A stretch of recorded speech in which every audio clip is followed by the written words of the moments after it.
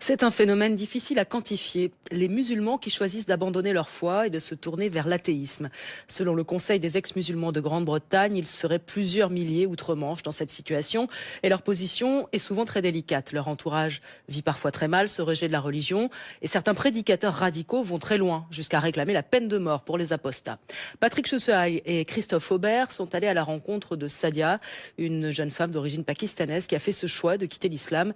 Elle leur a expliqué ses raisons. C'est horrible. Regarde ça. Tu me vois sur cette photo? C'est moi ça? C'est juste une tache noire. Sadia, en pèlerinage avec ses grands-parents en Arabie Saoudite, c'était il y a 11 ans. À l'époque, elle était encore une fille bien sage, nous confie-t-elle. Aujourd'hui, cette citoyenne britannique, avec des origines pakistanaises, est une athée convaincue. Ce qui l'a fait douter de l'islam, c'était les inégalités entre sexes inscrites dans la religion. Comme les vers du Coran, justifiant la violence conjugale contre les femmes. Quant à celles dont vous craignez la désobéissance, d'abord, avertissez-les. Ensuite, refusez de partager leurs couches.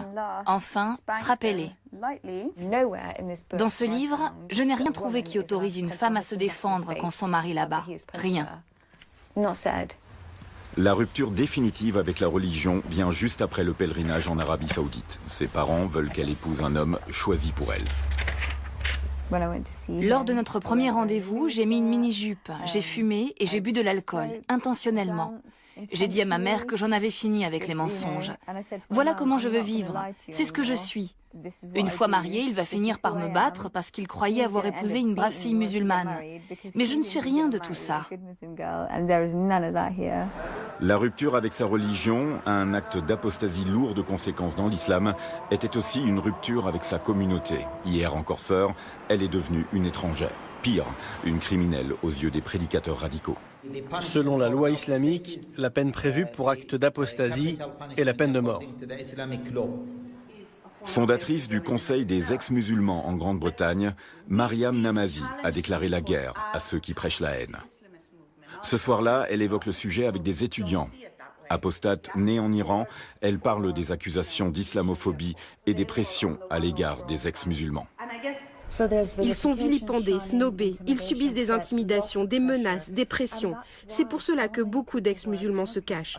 Certains de nos membres portent toujours le voile, vont à la mosquée et disent à leurs familles et proches qu'ils sont toujours musulmans. En réalité, ils ne le sont plus, ils sont athées. Selon Mariam, ce mouvement gagne de l'ampleur. Par le biais des réseaux sociaux, il toucherait tout le monde musulman.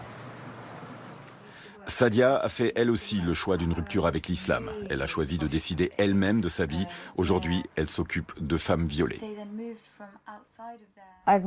C'était la bonne décision de quitter l'islam. Je n'ai aucun doute là-dessus, aucun. Je préfère encore être seule mais libre que de vivre dans cette communauté. Je ne me suis jamais sentie aussi seule qu'au sein de cette communauté. Je préfère être seule mais libre.